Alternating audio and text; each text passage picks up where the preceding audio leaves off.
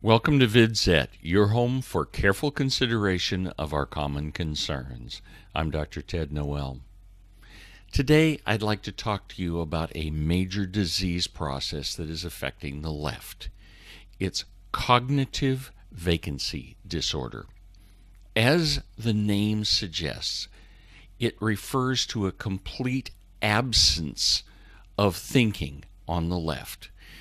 And it's much like Motel 6. You know, they say, we leave the light on for you. Well, the light they're leaving on says vacancy. And when it says vacancy, it says there's no one there. And this is what's going on with the left. Now, I've talked about this a bit before when I talked about can you talk with your neighborhood liberal. But as we approach the midterm elections, a much more important issue is arising. It's not just can you talk to them, but is there a way you can get through to them on some level so that we are able to make people understand that Make America Great Again is not a slogan, it's a reality, and if they want that to really happen, they need to get on board. So let's take a look at what's happening. First, when you talk to your neighborhood liberal, the most common thing that happens is that they start getting angry. The moment you hit politics, they just explode. I've had this happen so many times, I can't count them. But what they really are doing is something very different. In psychology, we call this a defense mechanism. And you have to ask, why are they defending themselves? You're not attacking them. You're not telling them that their wife is fat or that their kids are stupid or that, whatever else. You're telling them, I have an idea I want to talk about. It has a bearing on our lives, but it's still an idea. It's not you, it's an idea. And they immediately react. They explode. One example of this is a friend of mine, friend for many years. I worked with him for years. This guy's not dumb. He's a heart surgeon, now retired. But I get emails from him periodically where he talks about President Dump or very much worse kinds of descriptions. I used to get stuff from him on Facebook about this. And when you look at his discussions, all he could do is just pile invective on our president and never, ever ask, what is he doing? It's just, he's evil. That's it. And never ask, what is he doing for you to say he's evil? On this subject, he has a complete cognitive vacancy. This guy's smart. But he is so uninformed on anything political that he can't understand that maybe a person you disagree with isn't evil. You just disagree with him. Why would anybody put themselves in this position? And you have to wonder if it's something having to do with how they're brought up. As a small child, you have to rely on your parents. My dad is the strongest man in the world, etc. You know the story. But as you get a little bit older, if your parents are doing their job and the schools are doing their job, you start to learn how to separate fact from fiction. In other words, your BS detector starts getting trained. And there are certain things that you learn that just doesn't sound right. You may not have all the facts, but you learn it doesn't sound right. And you start to explore. You learn what the facts are. And you do like I do as a moderator of one Facebook site. When somebody posts something off the wall, I go check it out. And if they're not making sense and there's no support, their post doesn't go up. People who have a well-trained BS detector do this. People who haven't learned how to do that can't do it.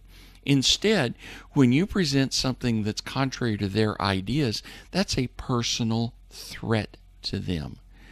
And you have to then ask, why is it a personal threat?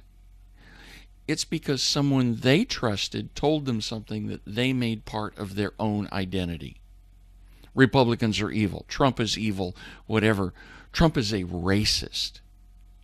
Well, wait a minute. How do you know he's a racist? He hires blacks and whites. He's a misogynist. Wait a minute. He's hired women. Why is where you can see that they're not even processing the facts on the ground. So when we look, for example, at his statement about the Charlottesville riots, when he said there are good people on both sides and there are bad things that have been done on both sides, it wasn't a racist statement. It was a statement of facts. He was actually being very even-handed when he could have been very hard on both sides. And he could have pointed out, for example, that the Klan is not an alt-right outfit. The Klan is a left-wing outfit. Well, let's go on. So these people have been indoctrinated.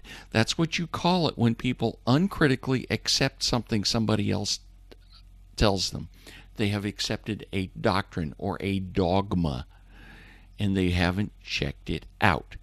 So when they go down this road of not checking anything out, they leave themselves vulnerable so that when you bring up facts, oh, guess what? The world is warming, but we have no evidence that man is doing it.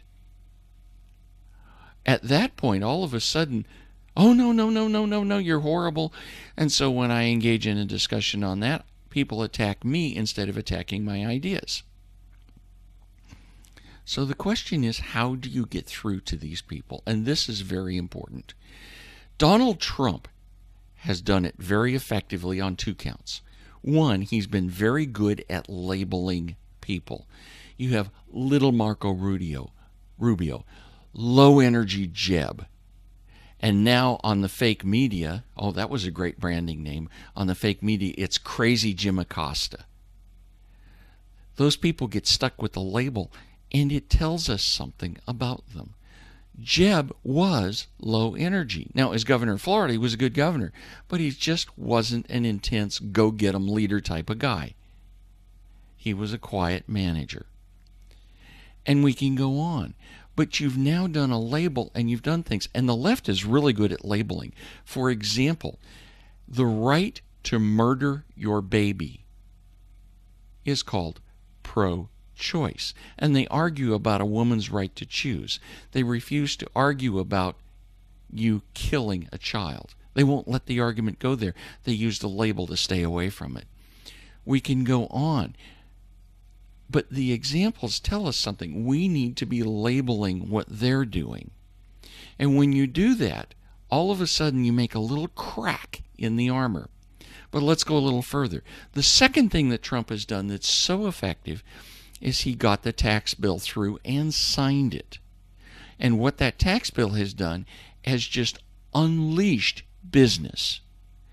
And with people getting $1,000 and $2,000 bonuses, and company after company saying we're going to raise our minimum wage, we're going to invest more in the United States, we're bringing money back from overseas where it was trapped.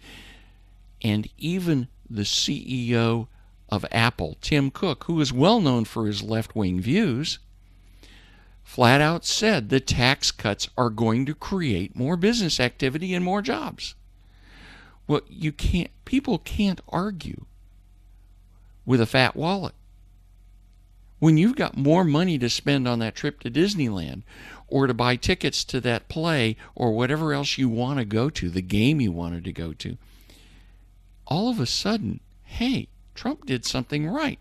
Trump is not all evil. He did something right. So now what we have to do is we have to find a way to just simply crack more and more. So when they argue about income inequality, and they want to tell you rich people are evil, they don't need all of that money, we need to take all that money from them. Ask them, when is the last time a poor person gave anyone a job? The truth behind it is, poor people don't have any money to spare. They can't hire anybody to do anything. Rich people have the money to spare and can hire people to do things.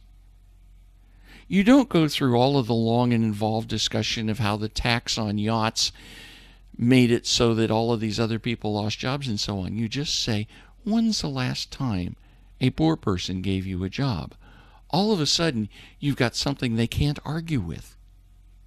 and it tells them, oh, wait a minute, there's something that wasn't quite the way I thought it was. As we go on, it's our job to find these sound bites. I'm not the originator of everything. You know, I talk about the law of subsidy. That's something you can use. When you subsidize something, you get more of it and it gets more expensive.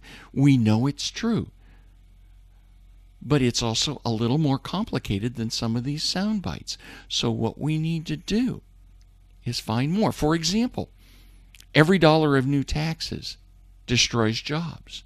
So we need to destroy taxes and grow jobs. We now know that one's true. It's already working.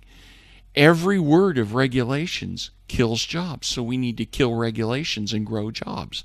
We also know that's true, but it's not as obvious to a lot of people. As we continue with more and more of these little snippets that convey one little piece of truth that isn't left-wing dogma, we go a little closer to converting someone to the truth about what freedom means.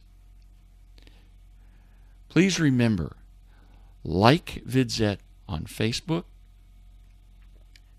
like us on Twitter by following @VidZet, and support us on Patreon. I'm Dr. Ted Noel. Thanks for watching.